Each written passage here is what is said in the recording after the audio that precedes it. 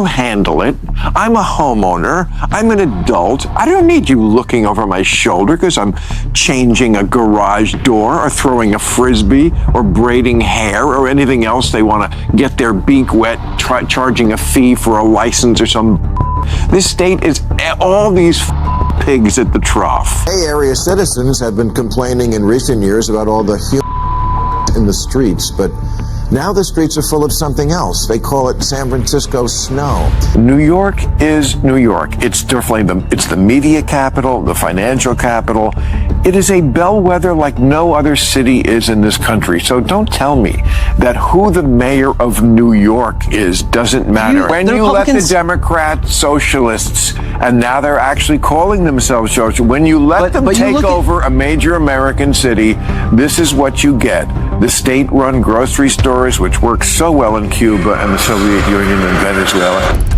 Los Angeles, New York, and San Francisco stand as iconic cities led by Democratic Party leaders, yet they feel like shadows of themselves. Maher sees it clearly and decides it's time to uncover what is really driving their decline. His deep dive is unsettling, sharp, and bound to stir more than a little outrage. So, if you're craving bold political commentary, then hit subscribe and let's begin. It's kind of good in a way that you are the douchebag because if you're already hated, then you don't have to, because trust me, what you're going to go up against is a state that is just full of special interests, all of which are very, very powerful. I mean, you can't do anything in this state without getting a license or an inspection.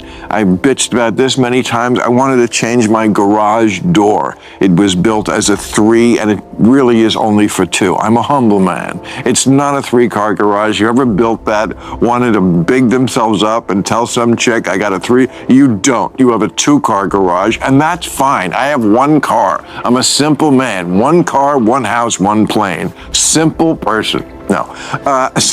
So just to get my garage door changed took 3 inspections. First of all, why are you inspecting it all? Los Angeles, New York, and San Francisco stand as iconic cities led by Democratic Party leaders, yet they feel like shadows of their former selves. Maher sees it clearly and decides it's time to uncover what is really driving their decline. His deep dive is unsettling, sharp, and bound to stir more than a little outrage. So, if you're craving bold political commentary, hit subscribe and let's begin. Many people are quietly packing up and leaving Los Angeles, and it's for the exact reasons Maher is calling out. Suffocating bureaucracy and a government that seems determined to insert itself into every corner of private life. Something as simple as replacing a garage door turns into a drawn-out process of permits, approvals, and endless waiting. It's as inconveniencing as it is exhausting. Over time, these small frustrations pile up, chipping away at people. I'm a homeowner. I'm an adult. I don't need you looking over my shoulder because I'm changing a garage door or throwing a frisbee or braiding hair or anything else they want to get their beak wet, charging a fee for a license or some bullshit. This state is all these fucking pigs at the trough. People's patience and sense of freedom. Residents begin to feel like they need permission to live their own lives, and that frustration slowly turns into resentment. For many, the breaking point isn't one big issue, but 1,000 tiny ones that never seem to go away. So they leave, not always loudly, but steadily, seeking places where life feels simpler, where common sense outweighs red tape, and where they can breathe without constantly looking over their shoulder. The reason simple projects turn into frustrating bottlenecks in Los Angeles isn't just inefficiency, it's the system itself.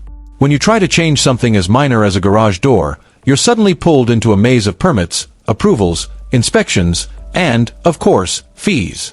And that's where the real issue lies. The state doesn't just regulate. In this framing, it feels like it monetizes every step. Every part of the process seems designed to extract payment, turning ordinary homeowners into unwilling in court telling me they had no legal responsibility to make sure my house doesn't burn down. Who said? The city. The city. So, but yet the city, if I want to rebuild right now with my California Fair Plan, $1 million I got, they want to put $1.2 million into caissons into the dirt, because now to be up to the zone for the hill I live in, these caissons weren't there. What are caissons? To go into the bedrock. What this house was 60 years old. I didn't have these. What's a caisson? They're like circular things that go into the ground deep down to like hold the house together. Because now they care. Well, they sound important. They sound. They didn't care that my house burned down, and they don't. And they say so. Now they've changed the zoning that I need $1.2 million in things that go down the dirt that weren't there for 60 years. Participants in an endless cycle of charges. What should be a quick, straightforward fix becomes a costly, time-consuming ordeal. Over time, this creates a feeling that nothing is truly yours to manage without government involvement. It's not just about the money. It's about control, frustration, and the constant sense that you're being nickel and dimed for simply maintaining your own property. For many residents, that growing irritation is what pushes them to finally say, enough is enough. Spencer Pratt has voiced a similar frustration, highlighting what he sees as a deeper problem within the system. After contributing millions in taxes over the years, he expected some level of support when it came time to rebuild. Instead, what he encountered felt like more of the same, demands for additional payments rather than meaningful assistance. According to his account, when he reached out to see if there were any programs in The Casons, They were never there. For 60 years, this house was there. and they were supposed to be? No, this is the new thing. So like you're saying, with your without- 3 people without come in showing up, it's just more money, more money. How can we how can we bill you Right. more? How can we have more red tape? Yes. How can we Oh. stop building? No, That's why these YIMBY people, I keep telling them, I'm going to be the savior of the YIMBY people. Do you know what a YIMBY is? Not in my backyard. No, that's a NIMBY. Oh, what's a YIMBY? YIMBY, yes, in my backyard. Yes, in my So backyard. these people think I'm anti them because I tried to stop the YIMBY people from putting. You're not anti them. You're pro them. I want building. There's a confusion. I want to build all across LA in all the space we have. place to help homeowners recover, the response wasn't relief but another financial hurdle. He was reportedly told that stabilizing the existing structure alone could cost him around $2 million in required work and fees.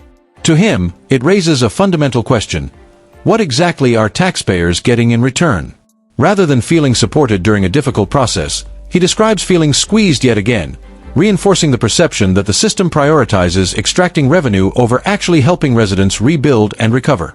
Another striking point Spencer Pratt raises is what he sees as deep-rooted dysfunction within Los Angeles. It forces an uncomfortable question. Where is all the money actually going? The state pulls in enormous amounts of tax revenue, far from small change. Yet, when you look around, it's hard to point to consistent, meaningful improvements across major parts of the city. Infrastructure issues. It's also, yes, undeniably true that LA is built in a stupid place to build a city. But when it's not on fire, it's really quite lovely. And it's my home. And stupid as its origin may be, it's not going anywhere. Axios ran a story on how getting the water out of the hydrants in Pacific Palisades was more complicated than it seems. I'm sure it is. I'm sure it's very complicated. That's why I pay 13% of my income in this state every year to people who I assumed were working on things like this. Issues linger, public services feel stretched, and everyday residents aren't exactly seeing a clear return on what they're paying. That disconnect is what fuels suspicion. If the money is being collected, why isn't the impact visible? Instead of reassurance, what many people experience is the opposite. A constant search for new fees, new fines, and new ways to extract even more from the same taxpayers. For critics like Pratt, that's the most frustrating part. Not just the cost, but the feeling that the system takes more than it gives back, leaving citizens questioning who truly benefits. Ma bemoans what he sees as a clear breakdown in governance taking place in Los Angeles. In his view, residents and high earners alike are contributing significant portions of their income. He points to figures like 13% of his salary going towards state and local taxes, with the expectation that those funds will be reinvested into maintaining and improving the... I'm all about building and cutting red tape and stopping the bureaucracy. But they think because I didn't want a 7-story cement building on a street that you can't even park on in a high fire severity zone.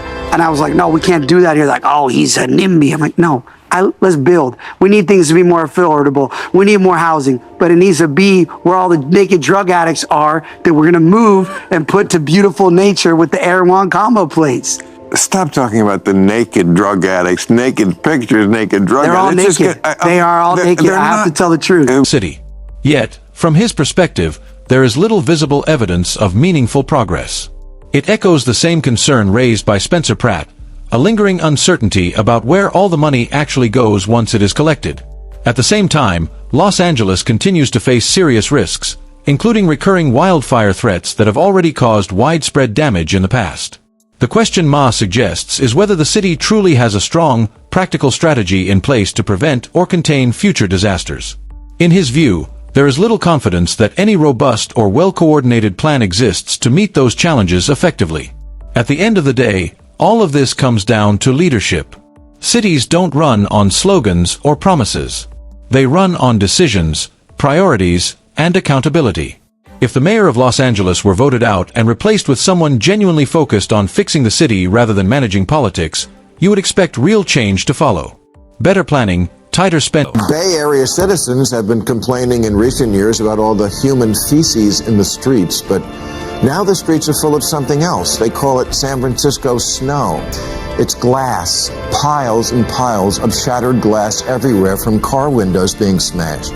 It's so routine to have this happen to any parked car that people purposefully leave the windows down and the glove compartment open so thieves can see there's nothing of value. Or they leave a note on the car politely assuring the thief that there's nothing worth stealing and please don't break the windows. Slogans or promises. They run on decisions, priorities, and accountability. If the mayor of Los Angeles were voted out and replaced with someone genuinely focused on fixing the city rather than managing politics, you would expect real change to follow.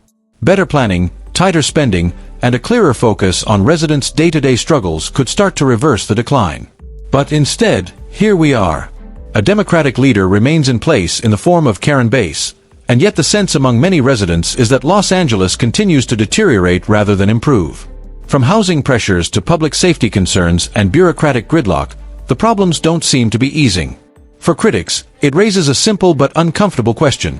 If leadership is meant to guide a city forward, why does it feel like LA is moving in the opposite direction day after day? Sadly, Los Angeles isn't the only Democrat-run city facing serious decline.